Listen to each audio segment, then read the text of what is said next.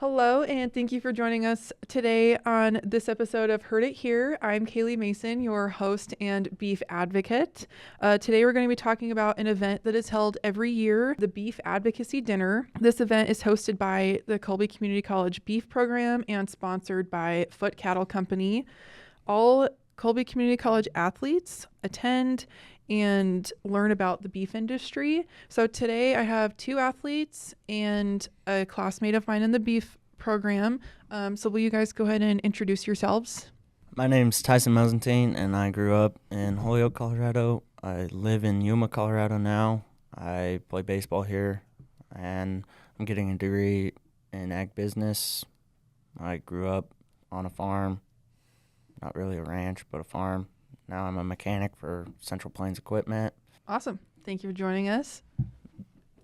My name is Jacob Rackstein. I am from Hastings, Nebraska. I am also here to play baseball, and I am also getting a degree in ag business. And I am also from a farm, and that is what I want to do when I'm older, is be a farmer. I am Lakota Downs. I grew up in Council Grove, Kansas. I'm in the beef production program with Kaylee. Decided to come to college to expand some of my knowledge in the stewardship for land and cattle and expand my knowledge there. So, Awesome.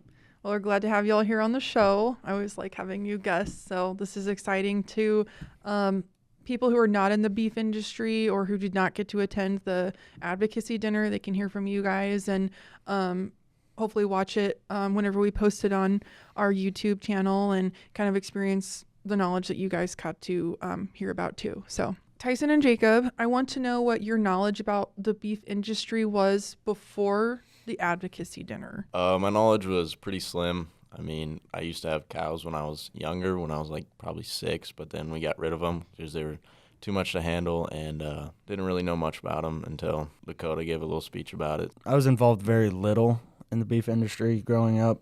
I did have cows when I was very young. Then we got rid of them, and then we just started farming. What would you say is the most insightful piece of information that you learned from the presentation that you didn't know before? The most insightful piece of information that I learned was the difference of meat between grain-fed and grass-fed. When grass-fed is like more like yellowish, the fat's more yellow, and then the grain is like really white and clear. So now that you know the difference between the grass and grain-fed, do you know what you were eating before, or do you think you'll eat differently now?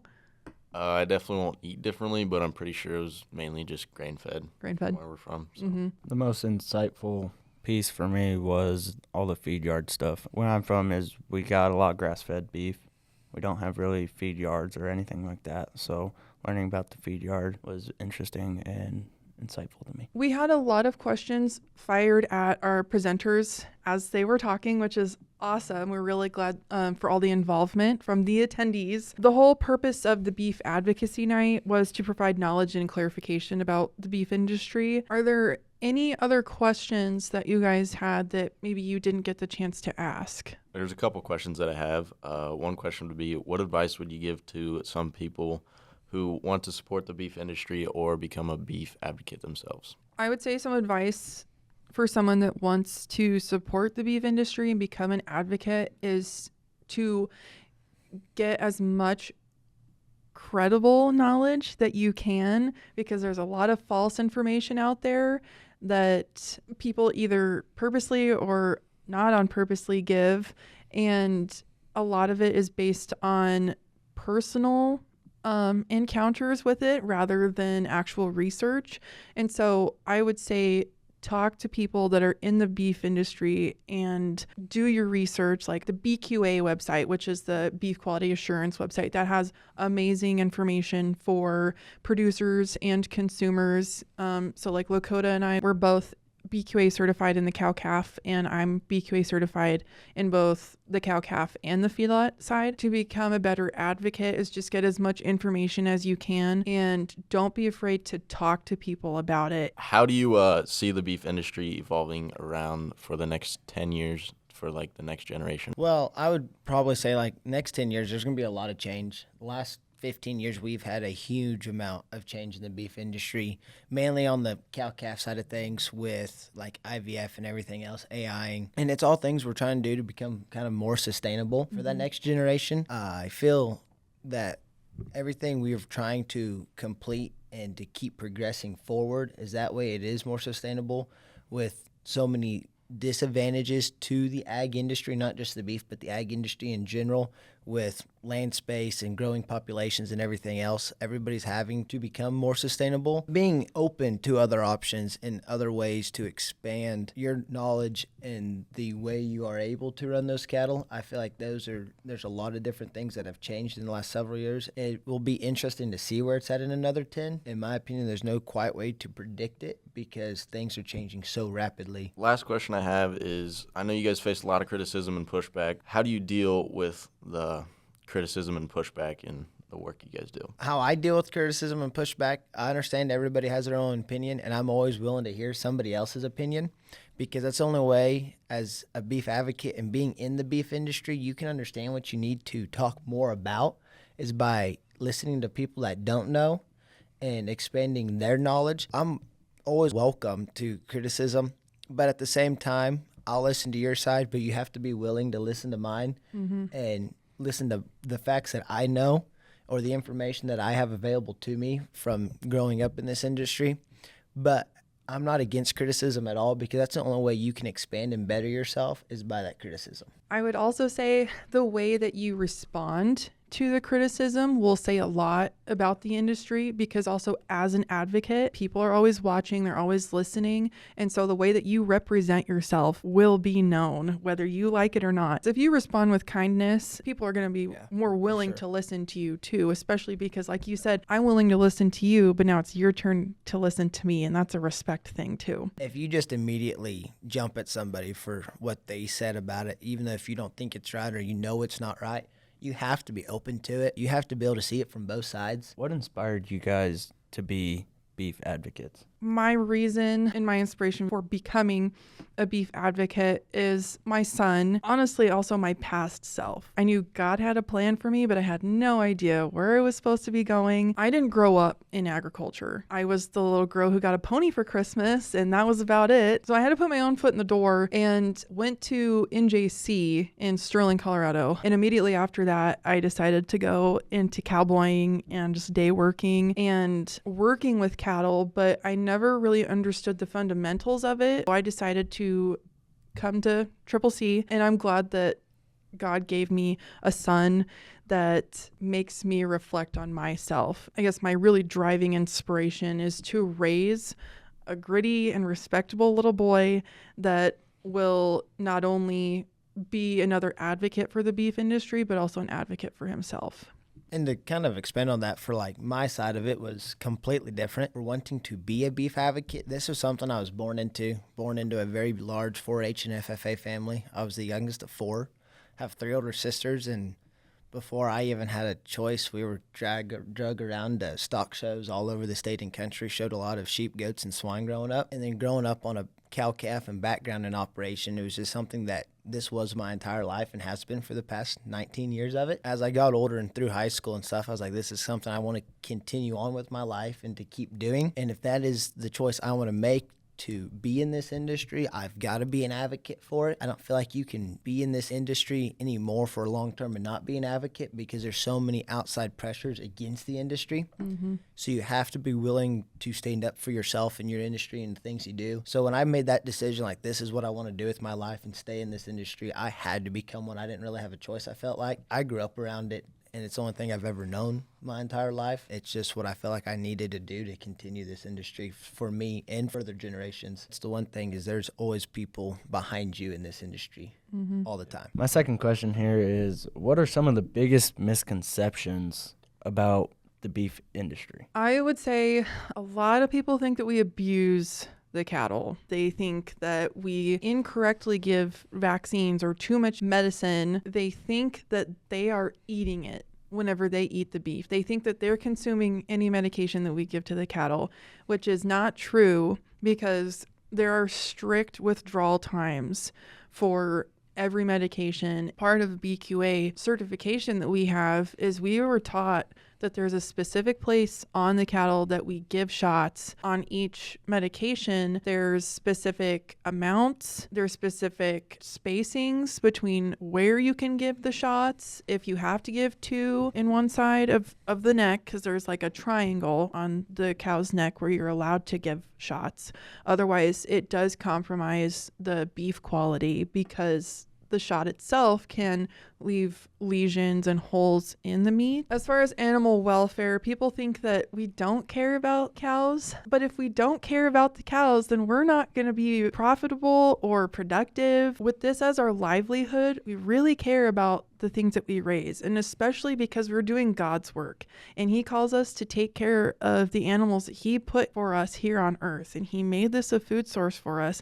He made this a really good protein source for us. That's something that was talked about during the dinner that you guys saw. Was Lakota talked about the protein that you get from beef. So like I said, if we're not producing quality cows that are going to make quality beef, we're not going to be profitable, and this whole industry is just going to keep getting a bad rep. And to kind of like expand on that, like as she said though, if we don't take care of our livestock, our cattle, it affects our bottom dollar, and it's already a very tight-knit industry to make a profit in. So we do everything we can to the best of our abilities to support them, because that's the only way like that they support us. We do this because like we love those animals too. Like we love them for what they are. We don't love them as pets. We love them because of the fact of being able to provide that food and everything else for people. As long as we work for them, they'll work for us. With the medicines and the withdrawals and all that, medicines are expensive. Mm-hmm. We don't want to give any more than we have to. When a bottle of Jackson's $1,100, Calf Gold Shield's $10 a dose. Yeah, we'll use it because we have to, but we're not going to overdo it because that, again, like I said, affects our bottom dollar. And we keep very good records on everything. My third and final question is, what role does the animal welfare play in the beef advocacy? I think it is one of the largest things in beef advocacy, because that is probably where we get the most amount of concerns, questions, misunderstandings. If people don't experience it for their own, they don't know, which I completely understand. If you've never been around and you've never helped work cattle, process cattle, taking care of livestock, whatever else, you don't know what happens behind the scenes all the time. And it's something that's not talked about a lot unless it has to be. The animal welfare side of it, that's all part of that BQA certification and everything else. Again, if we don't take care of them, they don't take care of us. We do our best to take care of them better than we take care of ourselves a lot of the time. Something I would add to that too is I would really encourage anybody that hasn't experienced it to reach out to anybody in the beef industry and see if you can safely go and watch them work cows and go and experience like a work day with them, ask questions, and really expand your own knowledge on it. You know, McCarty's is a dairy. It's not in the beef industry, but they have their learning center where you can go and tour their facility and really see how they handle the cattle and see it firsthand. Even kids can safely go and see it because